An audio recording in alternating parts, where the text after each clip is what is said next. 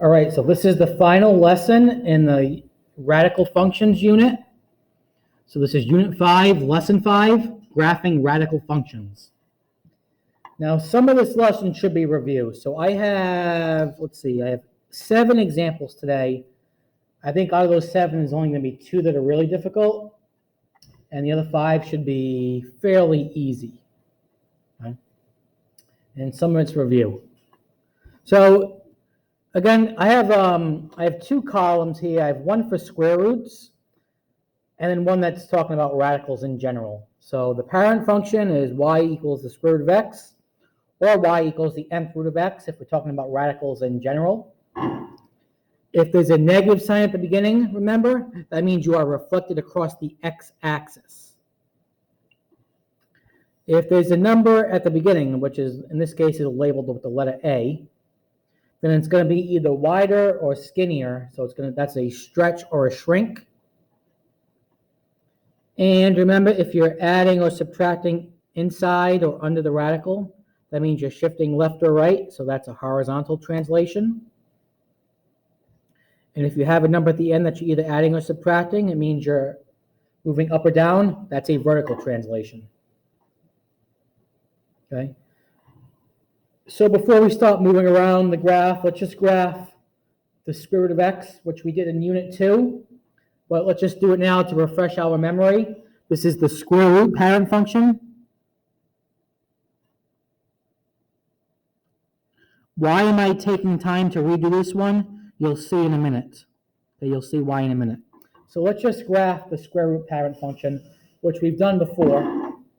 Well, let's just do it again.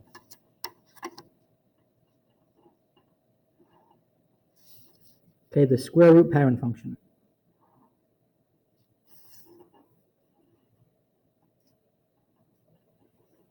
When x is 0, y equals the square root of 0, which is 0. When x is 1, y equals the square root of 1, which is 1. I'm going to skip 2 and 3 because those are not easy to take the square roots of. But I can easily take the square root of 4 because the square root of 4 is 2. And then I'm going to skip ahead and I'm going to do 9 because I can easily take the square root of 9 because that is 3. And let's graph those. 0, 0, 1, 1, 4, 2, and then 9, 3.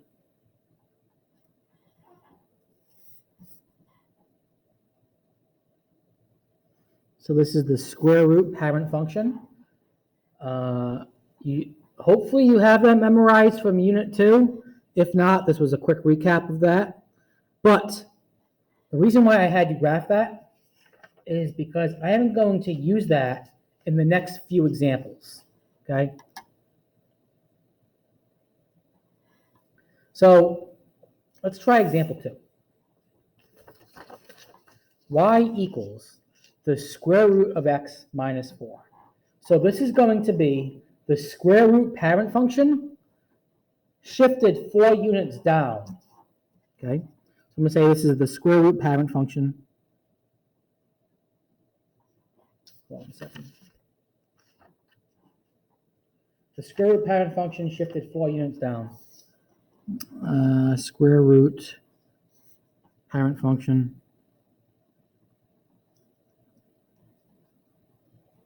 shifted 4 units down. This number at the end tells you how far up or down you're going.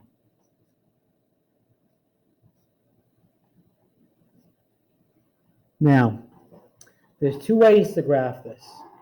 You can either make a table or you can shift the parent function down 4 units physically on the graph. Now, sometimes it's easier to make a table, sometimes it's not, okay? Like example 3, it's very difficult to make a table. For this one, here's what I'm going to do. I'm going to graph the parent function, which we just did. 0, 0, 1, 1. After a while, you kind of have this memorized. 1, 1, 4, 2, 9, 3. That's the parent function.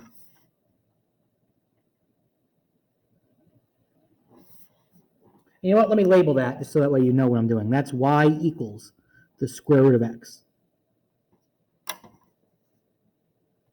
If I want, I can just take each point and shift it down 4 units.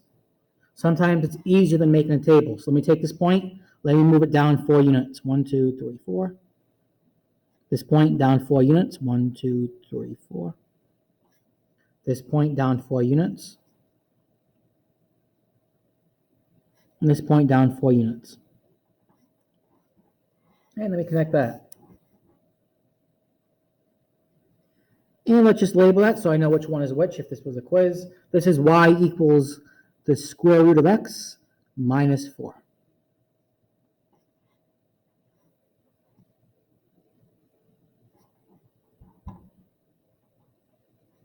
Okay, so that's one way to do that problem. Again, that one is not too bad. You can make a table for that one. That's pretty straightforward. But I like doing it like this. Now remember, that number at the end tells you up or down. So plus means up, just like you think. Minus means down, just like you think. Remember, shifting left or right is the opposite of what you think. So in example 3, and this one is hard to make a table, so I'm not going to make a table for this one. But this one's going to be the square root parent function shifted 3 units left. Okay, square root parent function.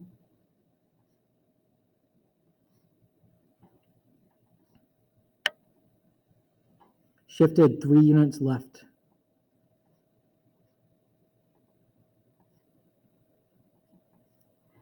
Now, this one's hard to make a table because it's hard to figure out which x values to choose to get a perfect square. So let me start by graphing the parent function again. 0, 0. Again, you might have this memorized after a while. 1, 1, 4, 2, and then 9, 3.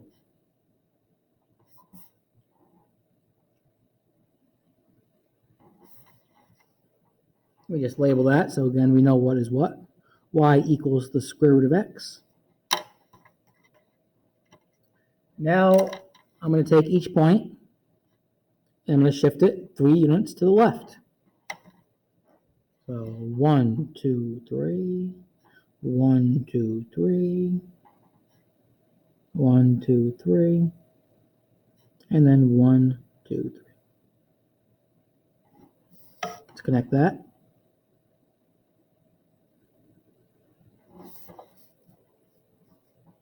And then let's label that. I'll put that right above it. Y equals square root of x plus 3.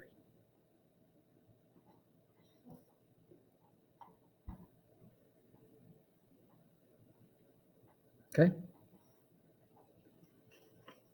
So those first 3 weren't bad. This next one is going to be difficult. Okay. So like I said, we have 7 examples today in this lesson.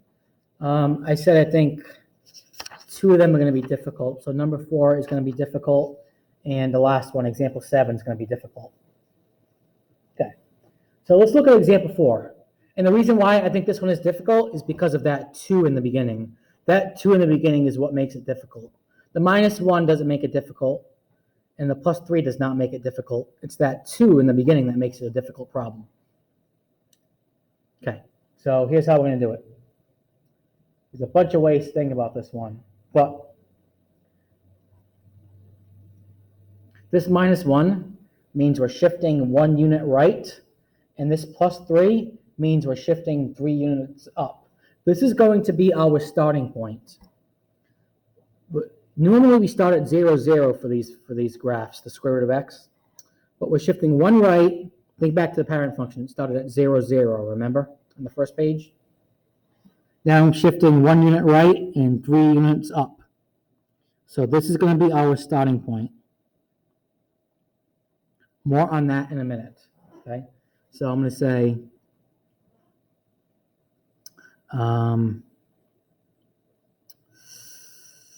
it's going to be shifted 1 unit right and 3 units up.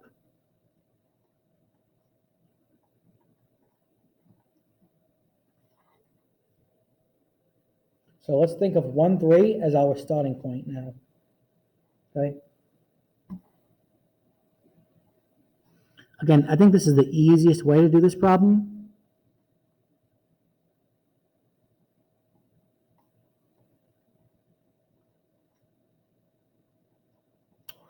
second, make that nicer. Okay, so we're shifting 1 unit right, 3 units up. So this is our starting point, 1, 3. Now here's what I'm going to do. I am going to make a table for, really kind of have to make a table for this one. We're making a table for y equals 2 times the square root of x.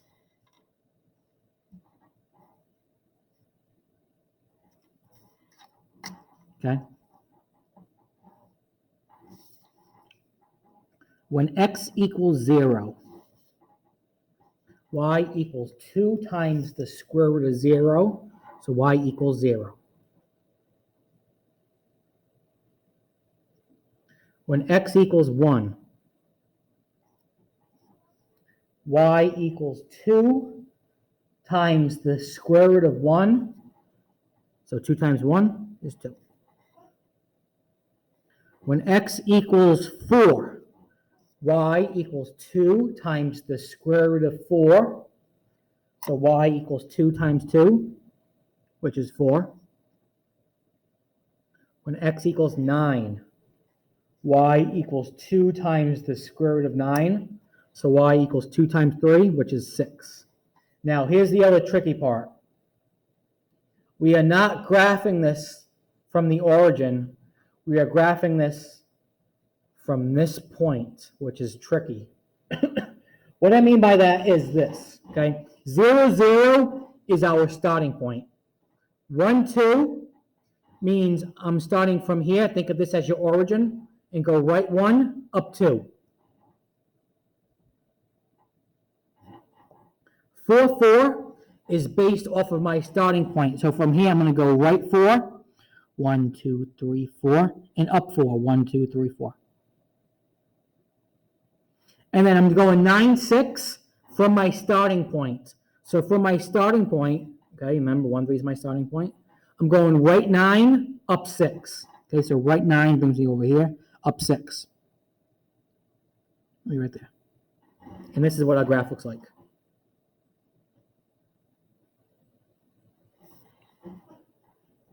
Again, that one is not easy.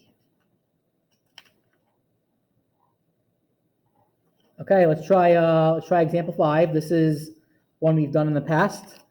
We're going to do some cube roots now. And this one is the cube root parent function. So let's graph that. We've done this one before. Hopefully you remember some of it.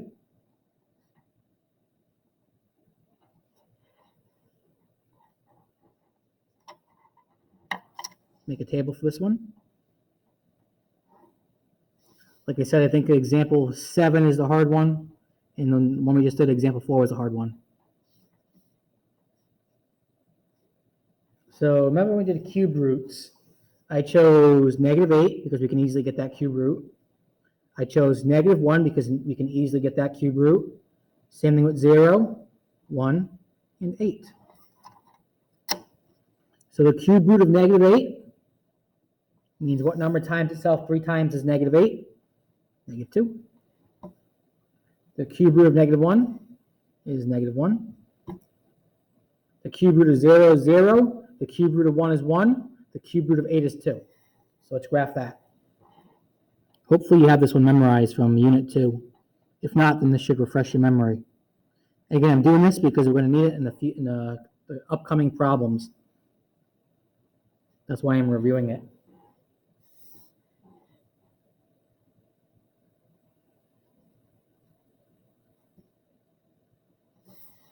Okay, so that's what that graph should look like.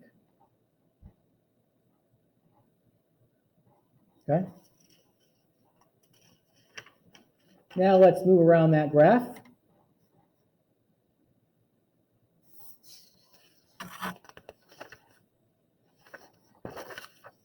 This next one is going to be the cube root parent function shifted 2 units up. Okay. This is the cube root parent function. That plus 2 at the end means it shifted 2 units up.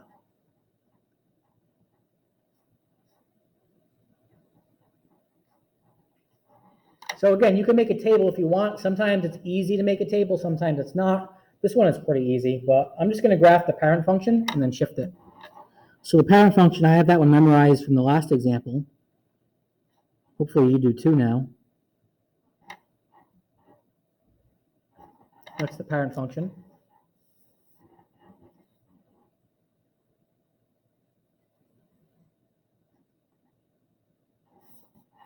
Let me label that. Y equals the cube root of x. Now let's take each point and shift it 2 units up. So take this point, move it up 2 units, right there. Do the same for each point from the parent function.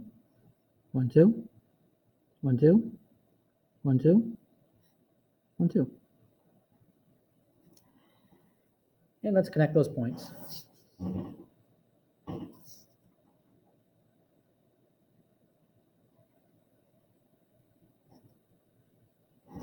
And then make it look nice by labeling that. So y equals cube root, just so I know which one is which, of x, and then plus 2.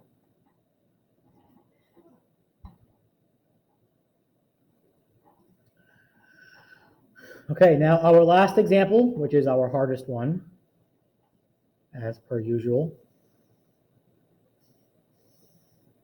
And again, the reason why this one is hard is not because of the plus 3 right there, not because of the minus 4 right there, it's because of this negative 1/2 at the beginning. So again, if our starting point originally is 0, 0, let's think about our starting point this time as being shifted 3 units to the left and 4 units down. Okay. I'm just going to write down shifted 3 units left.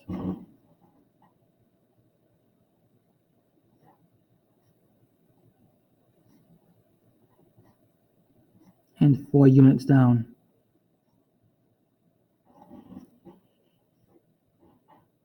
So let's think of negative 3, negative 4.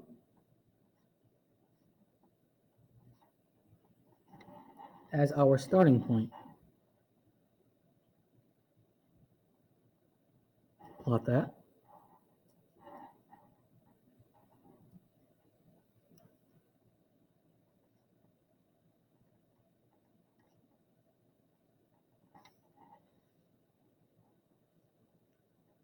So now what I'm going to do is I'm going to make a table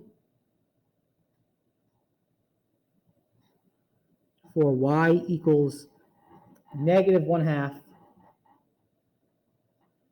times the cube root of x. So going back to example 4. This is what we made a table for in example 4. I just circled it. We made a table for that part. Doing the same thing here. I'm making a table for this part that I'm circling. That's what we're making a table for.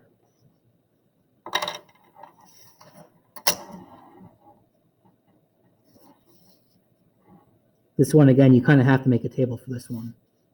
So for my x values that I can easily get the cube root of, remember, I'm going to do negative 8, negative 1, 0, 1, 8.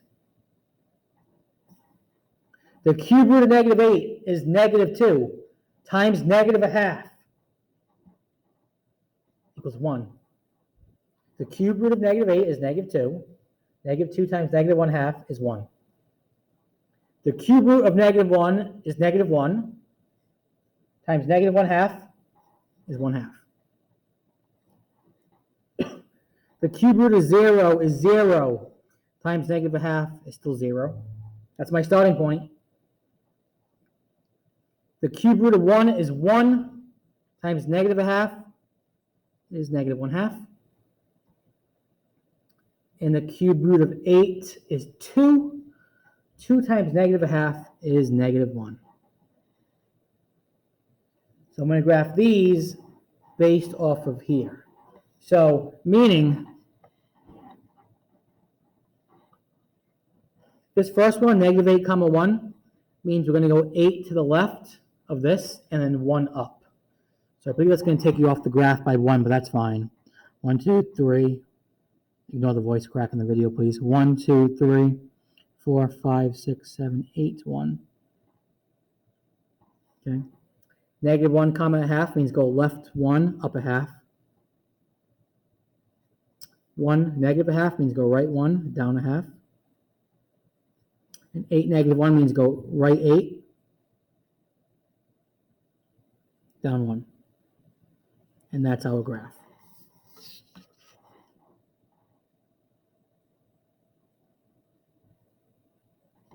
And this one is really hard to graph.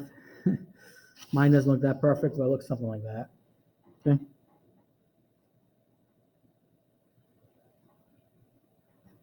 So, and that's a tough one. They're tough if there's a number in the beginning, just like example 4 and 7 had. Okay. So that is the end of that lesson, graphing radical functions.